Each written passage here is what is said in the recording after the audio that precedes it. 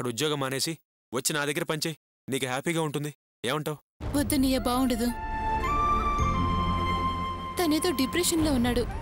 నేను మన ఆఫీస్లో చేరినా తను మరో అర్థం తీసి గొడవ పెడతాడు. కాస్త ఓపిక పడితే నిజానిజాలు తనే తెలుసుకుంటాడు. పశ్చాత్తాపడితే ప్రేమ ఎక్కువ అవుతుందన్నయ్య. సర్లేమ్మా, నువ్వు అక్కడ పని ముగించుకుని తొందరగా ఊళ్ళోకి వచ్చేసాయి. జాగ్రత్త. అలాగే అన్నయ్య. అన్నయ్య, వినోద్ బాబుతో మాట్లాడతావా? ఫోన్ ఇవ్వనా? వద్దమ్మా, నువ్వు జాగ్రత్త. సరే అన్నయ్య, ఉంటాను.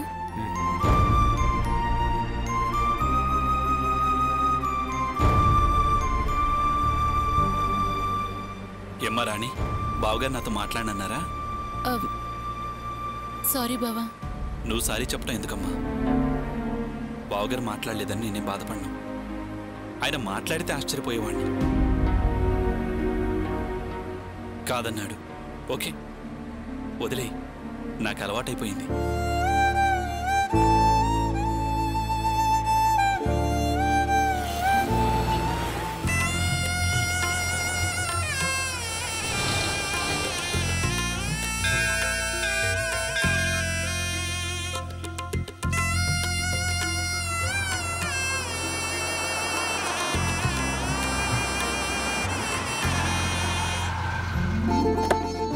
నమస్తే సార్. నమస్తే. బాగున్నారా? బాగున్నాను సార్. మిస్సెస్ రాణి, మేనేజర్. నమస్తే మేడం. నమస్తే అండి. ఇదే సార్, ఇదే మన ఆఫీస్. ఓకే ఓకే, రండి సార్, వెళ్దామా?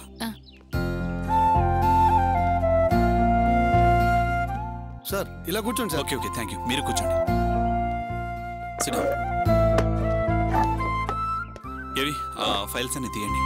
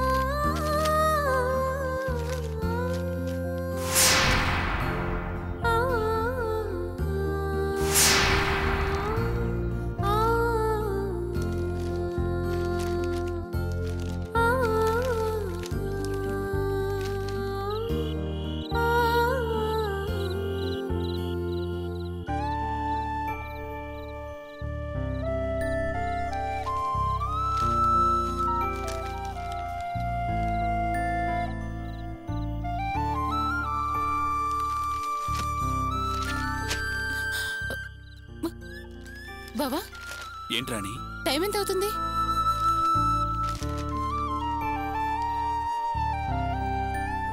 సెవెన్ అయింది. మనం పని ధ్యాసలో పడి టైం గమనించలేదు. నిజమే బావా, కానీ ఇప్పుడెలా? రాత్రి డిన్నర్ టైం కల్లా తిరిగి రావాలని ఆకాష్ కండిషన్ పెట్టాడు.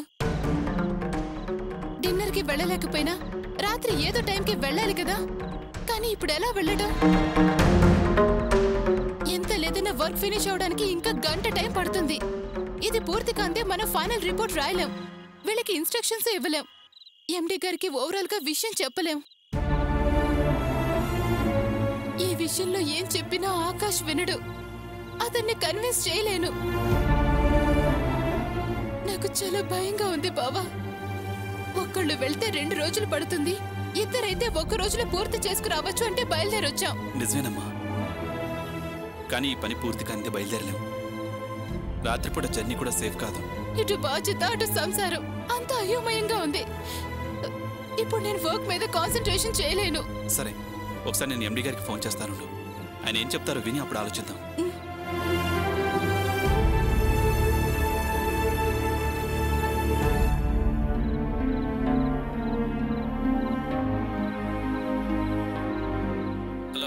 హలో సార్, నేను వినోద్ని మాట్లాడుతున్నాను. చెప్పు వినోద్, ఇన్స్పెక్షన్ కంప్లీట్ అయిందా? ఆల్మోస్ట్ ఆల్ కంప్లీట్ అయింది సార్. ఫైనల్ చెక్కింగ్కి ఇంకో 1 అవర్ పట్టేలా ఉంది. తర్వాత నోట్ ప్రిపేర్ చేయాలి. చాలా టైం అయిపోయింది సార్. రాణి భయపడుతోంది సార్. మేము మళ్ళీ ఇంకో రోజు వచ్చి ఈ వర్క్ కంప్లీట్ చేస్తాం sir. No Vinod, just 1 hour complete చేసి ఆ మేనేజర్కి ఇన్స్ట్రక్షన్స్ ఇచ్చి బయలుదేరండి. కాకపోతే నోట్ ఇక్కడికి వచ్చాక ప్రిపేర్ చేయొచ్చు. ఆ బ్రాంచ్ చాలా డెఫిసిట్లో ఉంది, డిలే చేయొద్దు. వినోద్, మీరు ఇంత రాత్రి వేళ ఎలా ట్రావెల్ చేస్తారు? నేను ఆ మేనేజర్కి చెప్తాను, అక్కడే మన గెస్ట్ హౌస్లో ఉండి పొద్దునే బయలుదేరండి. ఎట్టి పరిస్థితుల్లోనూ వర్క్ మాత్రం డిస్టర్బ్ కాకూడదు సార్. రాణినేం వరీ కావద్దని చెప్పు, ఓకే? సరే సార్. ఏమంటున్నారు బావా? నాకు చాలా టెన్షన్గా ఉంది.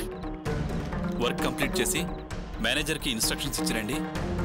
నోట్ కావాలంటే అక్కడికి వచ్చాక ప్రిపేర్ చేయొచ్చు అంటున్నారు. పైగా రాత్రిపూట ప్రయాణం వద్దు, స్టే చేసి రేపు ఉదయం బయలుదేరండి అంటున్నారు. ఇప్పుడు ఎలా బావా? ఈ మేనేజర్కి ఫోన్ చేసి గెస్ట్ హౌస్ నుండి ఏర్పాట్లు చేయిస్తారట. బ్రాంచ్ బాగా డెఫిసిట్లో ఉంది, వెంటనే ఏదో ఒక డెసిషన్ తీసుకోవాలి అంటున్నారు. నేను మన వర్క్ గురించి టెన్షన్ పడట్లేదు బావా, నా ప్రాబ్లం గురించి వరీ అవుతున్నాను. తప్పదు రాణి, మనం ఈ రాత్రికి ఇక్కడ ఉండాల్సిందే. మన పర్సనల్ ప్రాబ్లమ్స్ని ఎలా చెప్పగలం? అదే నిజమే, కానీ ఆకాష్ మూర్ఖంగా బిహేవ్ చేస్తాడు. సరే, ఏం చేయాలో ఆలోచించి చూద్దాం. సార్, ఎండి గారు ఫోన్ చేశారు, మిమ్మల్ని గెస్ట్ హౌస్కి తీసుకెళ్ళమన్నారు. బుక్స్ ఫైల్స్ నేను అక్కడికి పంపిస్తాను, మీరు డిన్నర్ చేసిన తర్వాత వెరిఫై చేయొచ్చు. సరే సార్. పదండి సార్. పదండి రాణి, పద.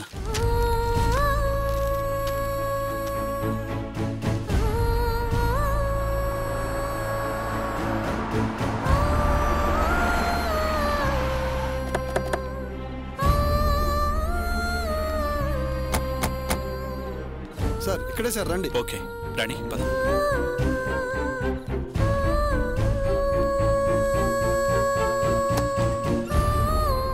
సార్ ఇదే సార్ మన గెస్ట్ హౌస్. పదండి.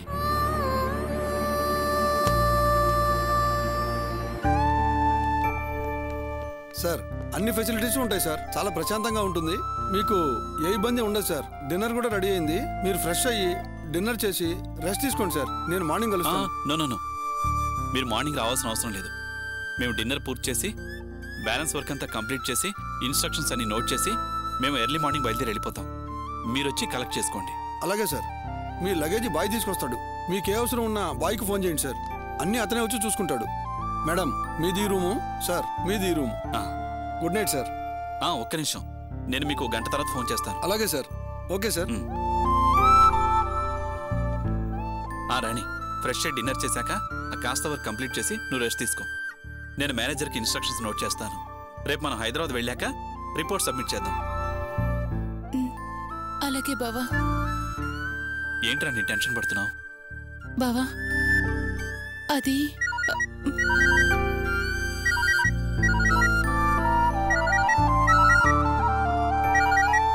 ఎవరాణి? అన్నయ్య. మాట్లాడు. అన్నయ్య. రాణి, ఊళ్ళోకి వచ్చావమ్మా? లేదన్నయ్య, విజయవాడలోనే ఉన్నాం. అదేంటమ్మా, రాత్రికి తిరిగి వచ్చేస్తానన్నావు? ఏం లేదన్నయ్య, ఇక్కడేమో ఆఫీస్ వర్క్ కంప్లీట్ కాలేదు, అందుకే రాత్రికి ఇక్కడుండి రేపు పొద్దున్నే బయలుదేరుతాం అన్నయ్య. కానీ ఈ విషయం ఆకాష్కి తెలిస్తే ఏమవుతుందోనని భయంగా ఉందన్నయ్య. ఇటు రాణి, నేను మాట్లాడతాను. అన్నయ్య ఒక్క నిమిషం, వినోద్ బాబుతో మాట్లాడు. బావా, నేను వినోద్ని మాట్లాడుతున్నాను. అక్కడంతా బానే ఉందిగా, ఏ ఇబ్బంది లేదుగా? ఏం లేదు బావా, ఆఫీస్ పని ఇంకా కంప్లీట్ కాలేదు. యాక్చువల్గా ఈ నైటే బయలుదేరదాం అనుకున్నాము. ఎండి గారికి ఫోన్ చేస్తే ఎలాగైనా వర్క్ కంప్లీట్ చేసుకుని రమ్మన్నారు. ఇప్పుడు మేము హైదరాబాద్కి తిరిగి రాలేని పరిస్థితి. అందుకే ఈ రాత్రికి గెస్ట్ హౌస్లో ఉండి రేపు మార్నింగ్ కల్లా వర్క్ కంప్లీట్ చేసుకుని బయలుదేరి వచ్చేస్తాం. సర్లే వినోద్, ఒకసారి ఫోను రాణికివ్వు. అలాగే బావా. ఇదిగో రాణి. అన్నయ్య. రాణి, వినోద్ ఉన్నాడుగా, నువ్వేం భయపడకమ్మా. అంతగా అవసరమైతే నాకు వెంటనే ఫోన్ చేయి, ఓకేనా? అలాగే అన్నయ్య. జాగ్రత్త. ఉంటాను.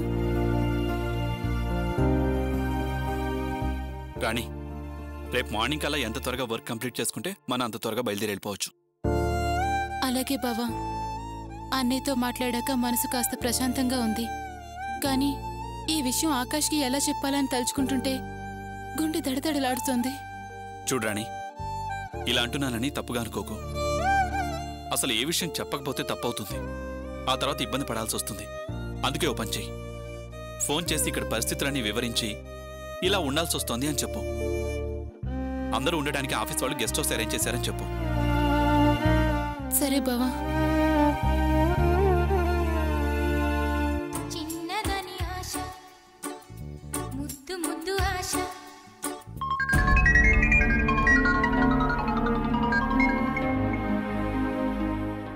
చెప్పు.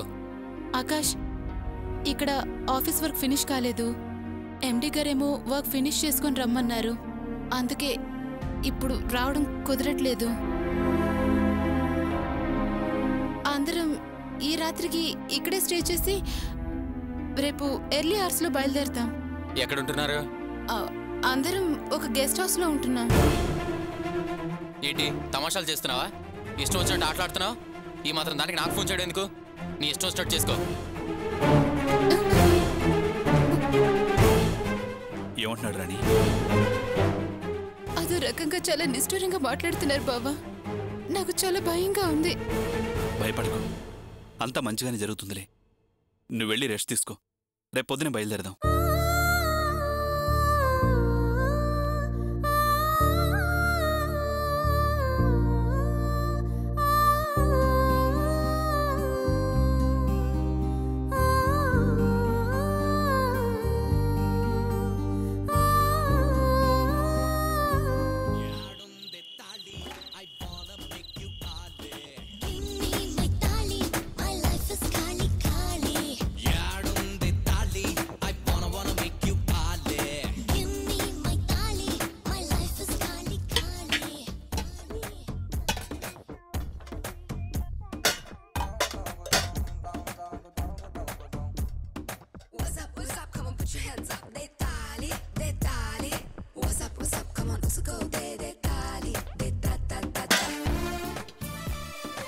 ఎరా వాసు, చీకు చింత లేకుండా తింటూ కూర్చొని ఎంత హాయిగా టీవీ చూస్తున్నావురా?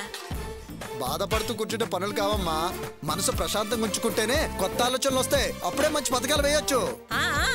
పథకాలు వేసి వేసి చివరికి అన్న దగ్గర జీతగాళ్ళ మిగిలావు. కంచిగరుడు సేవే కాని ఫలితం ఏమీ లేదు. ఒకప్పుడు నీ చెల్లెలనేది అన్నే దైవం, అన్న మాటే వేదవాకు, అన్న గీచిన గీత దాటను అని. ఇప్పుడేమైంది? అన్నను వదిలేసి వెళ్ళి అత్తగారింట్లో సుఖంగా ఉండడం లేదు. ఇప్పుడు ఎందుకు ఈ పాఠం అంతా చదువుతున్నావు? దేనికైనా అవకాశం రావాలమ్మా. ఇలా ముద్దులా తిని కూర్చుంటుంటే వచ్చేది అవకాశం కాదురా, ముసలితనం. ఏరా, ఆడపిల్ల ఆలోచించినంతగా కూడా నువ్వు ఆలోచించలేవా? మీ అన్నను నమ్ముకొని కూర్చుంటే వాడు నిన్ను రేవతిని ఎప్పుడు కలిపాను, ఎప్పుడు మీ ఇద్దరు కాపురం చేస్తారు అది చూసి నేనెప్పుడు ఆనందించాలరా? నన్నేం చేయమంటావే? రేవతి నాతో కాపురం చేయడానికి రెడీగానే ఉంది. కానీ మా మామే శకుల్లో అడ్డం పడుతున్నాడు. అయినా నా ప్రయత్నం నేను చేస్తున్నాను కదే. ఏరా, పెళ్ళం కాపురానికి రావాలంటే నీ మామ ఒప్పుకోవాలి. కంపెనీలో పెద్ద ఉద్యోగం రావాలంటే ఆ నందిని ఒప్పుకోవాలి. ఏదైనా ఇంకొకరి మీద ఆధారపడ్డమేనా? నీ వల్ల ఏ పని కాదా? ఒరేయ్, ఒకప్పుడు మీ మామగారికి కూడా ఆ గోపి అంటే అస్సలు పడేది కాదు. ఎన్నిసార్లు గొడవలు పడ్డారు, పోలీస్ కేసుల్లో ఇరికించాడు. చివరికి మర్డర్ చేసి అందులో ఇరికించి వాడిని 30 తిప్పలు పెట్టి 3 చెరువులు నీళ్లు తాగించాడు. ఇప్పుడు వాడు బాగా డబ్బు సంపాదించి పెద్ద స్థాయికి వచ్చేసరికి అవన్నీ మర్చిపోయి కోపదాపాలు పక్కన పెట్టి రాసుకు పూసుకు తిరుగుతున్నారు. వాడిలాగే నువ్వు కూడా ఆస్తి అంతస్తు పేరు ప్రతిష్టలు సంపాదిస్తే మీ మామగారే నీ కాళ్ళపేరానికి వస్తాడ్రా. ఆయనే దగ్గరుండి కూతుర్ని కాపురానికి దిగబెట్టి వెళ్తాడు. నువ్వు ఈ విషయం గురించి అస్సలు ఆలోచించకుండా వాడే కలుపుతాడు అని గబ్బిలంలా వాడిని పట్టుకుని వేలాడుతూ వాడికి సంపాదించి పెడుతూ వాడిని గొప్పవాణ్ణి చేస్తున్నావురా. అమ్మా, నేను ఆలోచించడం లేదని నువ్వు అనుకుంటున్నావు. కానీ నేను అక్కడుండి కార్ల బిజినెస్ గురించి తెలుసుకుంటున్నాను. చాలా మంది కస్టమర్స్ తో పరిచయాలు పెంచుకున్నానే. నేను కూడా త్వరలో అలాంటి బిజినెస్ స్టార్ట్ చేయాలని చూస్తున్నానే. అలాగా? అయితే ఇంకా ఆలస్యం ఎందుకురా? నేర్చుకున్నావు, పరిచయాలున్నాయి, ఇక మొదలు పెట్టొచ్చు కదా. అమ్మా, బిజినెస్ మొదలు పెట్టాలని ఆశ ఉంటే సరిపోదమ్మా. పెట్టుబడికి క్యాష్ కావాలి. అదుంటే గోపి కంటే తొందరగా నేను పైకి ఎదగలను. స్పీడు తెలివితేటలు నాకు ఎలాగో ఎక్కువ కదా.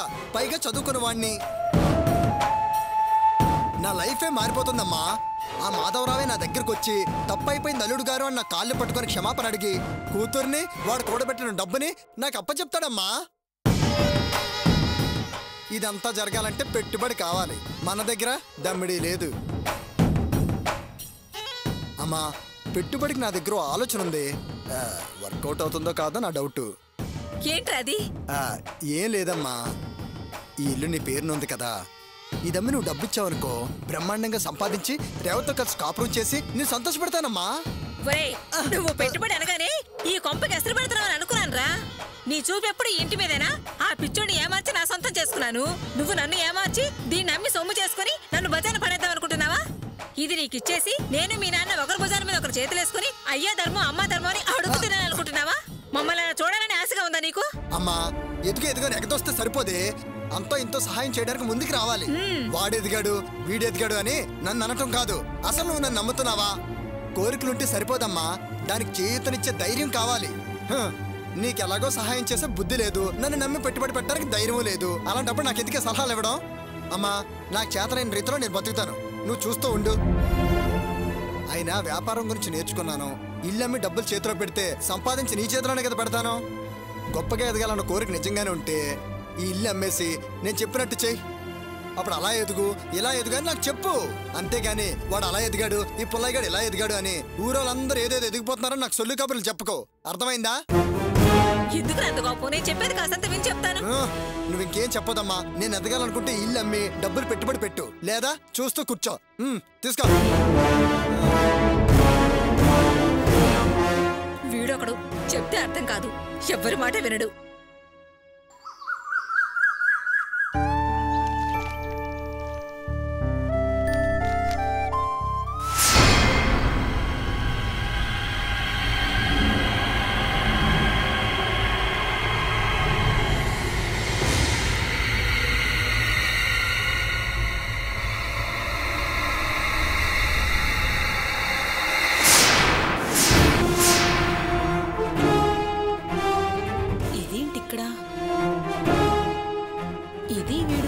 కాటేజ్ నుంచి వస్తున్నారేంటి?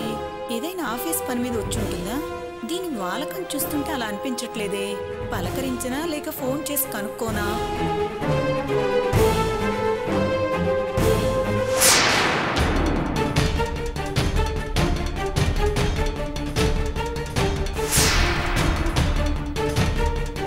వదినా? రాణి ఒక్క నిమిషం. Okay sir. రాణి వదినా నువ్వేంటి ఇక్కడ? నా సంగతి వదిలే, నువ్వేంటి ఇక్కడ? బాగున్నారండి? బాగున్నానండి, మీరెలా ఉన్నారు? నేను బాగున్నాను. అవును రాణి, నువ్వేంటి ఇక్కడ? అది అది ఆఫీస్ పని మీద వచ్చా వదినా. ఆఫీస్ పనా? అవును వదినా, ఇన్స్పెక్షన్. ఇదేదో ఇంట్లో వాళ్ళకు బురుడి కొట్టి వీటితో ఊరేగడానికి వచ్చినట్టుంది. ఇంతకీ ఎప్పుడొచ్చావు రాణి? నిన్నే వదినా. నిన్నే అంటే రాత్రంతా ఇద్దరు చాలా తేడా ఉంది. అవును రాణి, ఇది మీ ఆఫీసా? కాదు వదినా, ఆఫీస్ గెస్ట్ హౌస్. గెస్ట్ హౌసా? అలా అనిపించట్లేదే. ఏంటి ఇంతకీ వచ్చిన పని అయిపోయిందా? బయలుదేరుతున్నారా? అవును వదినా, పడక పడక ఈవిడ కంట్లో పడ్డాను. ఏం బాంబులు పేలుస్తుందో, ఏం ప్రమాదం జరుగుతుందో. దీని విషయం వెంటనే ఇంటికి చేరవేస్తే